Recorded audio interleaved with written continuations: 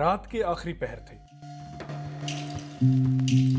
سال تھا 524 قبل مسیح۔ مصر کی فضا میں ابھی تک جنگ کی گرد بیٹھی نہیں تھی، اور اسی خاموشی کے درمیان ایک خیمے میں بیٹھا ایک شخص تاریخ کا سب سے خطرناک فیصلہ کرنے والا تھا۔ اس شخص کا نام تھا کیمبسس II۔ یہ پرشین امپائر کا ایک بادشاہ تھا، ایک ایسا حکمران جس کے سامنے بڑی بڑی سلطنتیں جھک چکی تھیں۔ اس کے سامنے پھیلا ہوا نقشہ صرف زمین کا نقشہ نہیں تھا، بلکہ طاقت، غرور اور انتقام کا نقشہ تھا۔ اس کی نظریں ایک خاص جگہ پر جمی ہوئی تھیں، سیوا اوسس۔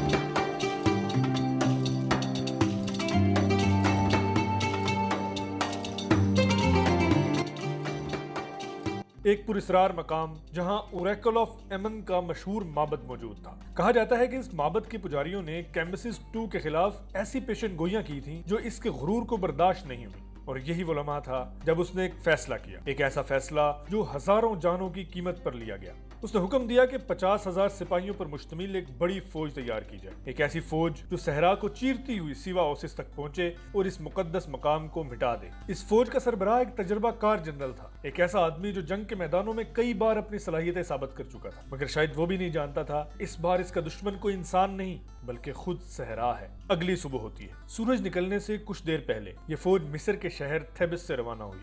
ابتدا میں سب کچھ ایک عام فوجی مہم کی طرح ہی تھا۔ سپاہی ترتیب سے چل رہے تھے، اونٹوں پر پانی کی مشکیزیں بندھے ہوئے تھے، خوراک کا انتظام موجود تھا، اور ہر ایک کے دل میں اپنے بادشاہ کا حکم پورا کرنے کا عزم تھا۔ پہلے چند دن نسبتاً آسان گزرے، زمین ہموار تھی، راستہ واضح تھا، اور موسم بھی برداشت کے قابل تھا۔ فوج آہستہ آہستہ صحرا کے کنارے سے اندر کی طرف بڑھ رہی تھی، جیسے کوئی انسان آہستہ آہستہ ایک اندھیری دنیا میں داخل ہو رہا ہو۔ چند دن بعد وہ خرگا اوسس کے قریب پہنچے۔ یہ ان کا آخری محفوظ پڑاؤ تھا۔ یہاں انہوں نے قیام کیا، پانی کے ذخیرے بھرے، تھکن اتاری، اور آگے آنے والے سفر کے لیے خود کو ذہنی طور پر تیار کیا، کیونکہ اس کے بعد صرف صحرا تھا، نہ کوئی سایہ، نہ کوئی پانی، اور نہ کوئی رہنمائی۔ یہ وہ مقام تھا جہاں سے واپسی کا راستہ بھی دھندلا ہونے لگتا ہے۔ پھر وہ وقت آیا جب فوج نے دوبارہ سفر شروع کیا، اور اب وہ مکمل طور پر سہارا ڈیزرٹ کے اندر داخل ہو چکی تھی۔ دن کے وقت سورج آگ برساتا تھا، ریت اتنی گرم ہو جاتی تھی کہ اس پر قدم رکھنا مشکل ہو جاتا تھا، اور رات کو سردی جسم کو جکڑ لیتی تھی۔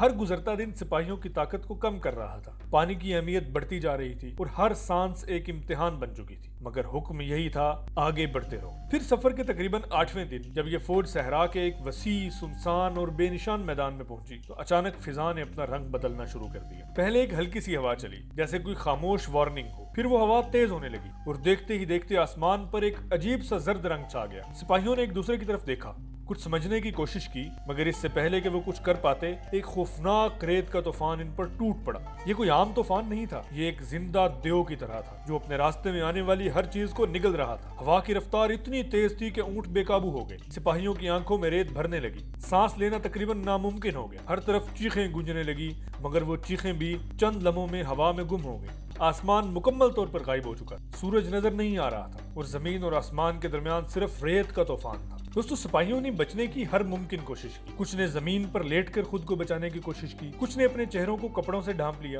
کچھ نے ایک دوسرے کو پکڑ کر کھڑے رہنے کی کوشش کی، مگر صحرا کسی پر رحم کھانے کے موڈ میں نہیں تھا۔ ہر گزرتا لمحہ انہیں موت کے قریب لے جا رہا تھا، اور پھر چند لمحوں کے اندر سب کچھ ختم ہو گیا۔ 50,000 سپاہی، 50,000، ایک پوری فوج اپنے ہتھیاروں، اونٹوں اور خوابوں سمیت ریت کے نیچے دفن ہو گئی۔ نہ کوئی زندہ بچا، نہ کوئی واپس لوٹا، جیسے وہ کبھی اس دنیا میں آئے ہی نہ ہو۔ دوستو، یہ پوری کہانی ہمیں ہیروڈوٹس نامی یونانی مورخ بتاتا ہے، جو اس واقعے کے چند سال بعد تک زندہ تھا۔ اس کے مطابق یہ فوج ایک ہی طوفان میں ہمیشہ کے لیے ختم ہو گئی۔ مگر دوستو، سوچنے کی بات ہے کہ کیا واقعی ایسا ہوا ہوگا؟ کیونکہ جب ہم تاریخ کو کھنگالتے ہیں تو ہمیں صرف سوال ملتے ہیں، جواب نہیں۔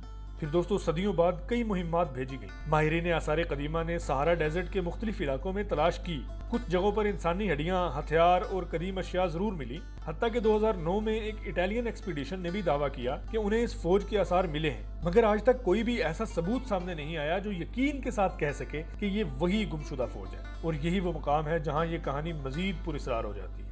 کیا واقعی ایک طوفان اتنا طاقتور ہو سکتا ہے کہ 50,000 انسانوں کو مکمل طور پر مٹا دے؟ یا پھر یہ بھی ہو سکتا ہے کہ یہ فوج کسی دشمن قبیلے کے ہاتھوں ماری گئی ہو، یا شاید وہ لوگ راستہ بھٹک گئے ہوں اور آہستہ آہستہ پیاس اور بھوک سے مر گئے ہوں، یا پھر یہ بھی ممکن ہے کہ تاریخ نے ہمیں صرف آدھی سچائی بتائی۔